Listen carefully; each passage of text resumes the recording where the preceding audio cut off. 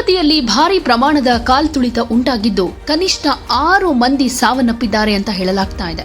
ಹಲವರು ಗಂಭೀರ ಪ್ರಮಾಣದಲ್ಲಿ ಗಾಯಗೊಂಡಿದ್ದು ಸಾವಿನ ಸಂಖ್ಯೆ ಏರಿಕೆಯಾಗುವ ಸಾಧ್ಯತೆ ಇದೆ. ಭಕ್ತಾದಿಗಳು ತಿರುಪತಿಯ ವೈಕುಂಠ ದ್ವಾರ ದರ್ಶನದ ಟಿಕೆಟ್ ತೆಗೆದುಕೊಳ್ಳುವ ವೇಳೆ ನೂಕುನುಗ್ಗಲು ಉಂಟಾಗಿದ್ದು ಅಪಾರ ಪ್ರಮಾಣದ ಸಾವು ನೋವು ಉಂಟಾಗಿದೆ ಅಂತ ವರದಿಯಾಗಿದೆ. ಟಿಕೆಟ್ ಪಡೆದುಕೊಳ್ಳೋ ನಿಟ್ಟಿನಲ್ಲಿ ಏಕಕಾಲಕ್ಕೆ ಸಾವಿರಾರು ಮಂದಿ ನುಗ್ಗಿದ್ರಿಂದ ಈ ದುರ್ಘಟನೆ ಸಂಭವಿಸಿದೆ ಅಂತ ಹೇಳಲಾಗ್ತಿದೆ. ಮೊದಲು ಒಬ್ಬ ಮಹಿಳೆ ಸಾವು ಕಂಡಿದ್ದಾಗಿ ವರದಿಯಾಗಿತ್ತಾದ್ರೂ ಅಪ್ಡೇಟ್ ಆಗಿರೋ ಮಾಹಿತಿ ಪ್ರಕಾರ ಇಲ್ಲಿ ತನಕ 6 ಮಂದಿ ಸಾವನ್ನಪ್ಪಿದ್ದಾರೆ. ಇನ್ನು ಉಳಿದ 3 ಆಸ್ಪತ್ರೆಗೆ ಸಾಗಿಸೋ ಮಾರ್ಗ ಮಧ್ಯದಲ್ಲೇ ಸಾವನ್ನಪ್ಪಿದ್ದಾರೆ. ಸ್ಥಳದಲ್ಲೇ ಸಾವು ಕಂಡಿದ್ದ ಮಹಿಳೆಯನ್ನ ತಮಿಳುನಾಡಿನ ಸೇಲಂ ಮೂಲದವರು ಅಂತ ಹೇಳಲಾಗ್ತಿದೆ.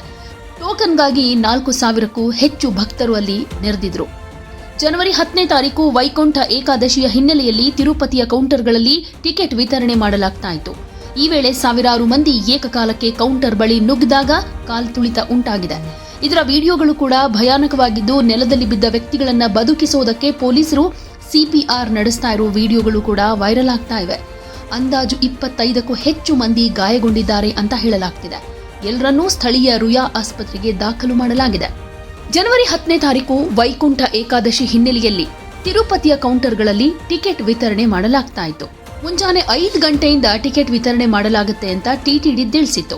ಜನವರಿ 10, 11, 12ರ ವೈಕುಂಠ ದ್ವಾರ ದರ್ಶನದ ಟಿಕೆಟ್ಗಳನ್ನು ಮಾರಾಟ ಮಾಡಲಾಗುತ್ತೆ.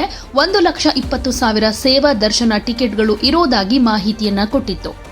ವಿಷ್ಣು ನಿವಾಸಂ ಕೌಂಟರ್ನ 9 ಕೇಂದ್ರದ 94 ಕೌಂಟರ್ಗಳಲ್ಲಿ ಟಿಕೆಟ್ ಮಾರಾಟ ಮಾಡುವುದಕ್ಕೆ ಟಿಟಿಡಿ ನಿರ್ಧರಿಸಿತ್ತು. ಟಿಕೆಟ್ ಮಾರಾಟ ಪ್ರಕ್ರಿಯೆ ಆರಂಭವಾಗುವುದಕ್ಕೆ ಇನ್ನೂ ಟೈಮ್ ಇದ್ದ ಕಾರಣ ಪೊಲೀಸರು ಕೂಡ ಎಚ್ಚರಿಕೆಯಿಂದ ಕ್ಯೂ ಮೇಂಟೈನ್ ಮಾಡುವುದಕ್ಕೆ ಕಾರ್ಯನಿರ್ವಹಿಸಿದ್ರು. ರಸ್ತೆಯಲ್ಲೇ ನಿಂತು ಭಕ್ತರು ಗೋವಿಂದ ಭಜನೆ ಮಾಡ್ತಾ ಇದ್ರು. ಪ್ರತಿದಿನಕ್ಕೆ 40,000 ಟಿಕೆಟ್ನಂತೆ ಟಿಕೆಟ್ ನೀಡೋದಾಗಿ ಟಿಟಿಡಿ ನಿರ್ಧರಿಸಿತ್ತು. ಇಲ್ಲಿ ಕಾಲ್ತುಳಿತ ಉಂಟಾಗೋದಕ್ಕೆ ಏನ್ ಕಾರಣ ಅಂತ ನೋಡೋದಾದ್ರೆ ಫ್ರೀ ದರ್ಶನ ಟಿಕೆಟ್ಗಾಗಿ ದೊಡ್ಡ ಪ್ರಮಾಣದಲ್ಲಿ ಭಕ್ತರು ಕೌಂಟರ್ ಎದುರು ಸೇರಿದ್ರು. ಗುರುವಾರ ಮುಂಜಾನೆ 5 ಗಂಟೆಯ ಬದಲು ಮಧ್ಯರಾತ್ರಿ 12 ಗಂಟೆಯಿಂದಾನೇ ಟಿಕೆಟ್ ವಿತರಣೆ ಆರಂಭ ಆಗುತ್ತೆ ಅನ್ನೋ ಮಾಹಿತಿ ಕೂಡ ಹರಿದಾಡ್ತು. ಹೀಗಾಗಿ ಅಲ್ಲಿ ನಿಂತು ಮುಂಚಿತವಾಗಿಯೇ ಟಿಕೆಟ್ ಪಡ್ಕೊಳ್ಳೋಣ ಅಂತ ಹೇಳಿ ಅನೇಕ ಮಂದಿಯಲ್ಲಿ ಸೇರಿದ್ದಾರೆ. ಈ ಸಂದರ್ಭದಲ್ಲಿ ಕಾಲ್ತುಳಿತ ಉಂಟಾಗಿದೆ ಅಂತ ಅಂದಾಜಿಸಲಾಗ್ತಾ ಇದೆ. ಅಸ್ವಸ್ಥಗೊಂಡವರನ್ನ ಏರ್ಲಿಫ್ಟ್ ಮೂಲಕ ಬೇರೆ ಕಡೆಗೆ ರವಾನಿಸಬೇಕು ಅಂತ ಆಂಧ್ರ ಸಿಎಂ ಚಂದ್ರಬಾಬು ನಾಯ್ಡು ಸೂಚನೆಯನ್ನ ಕೊಟ್ಟಿದ್ದಾರೆ.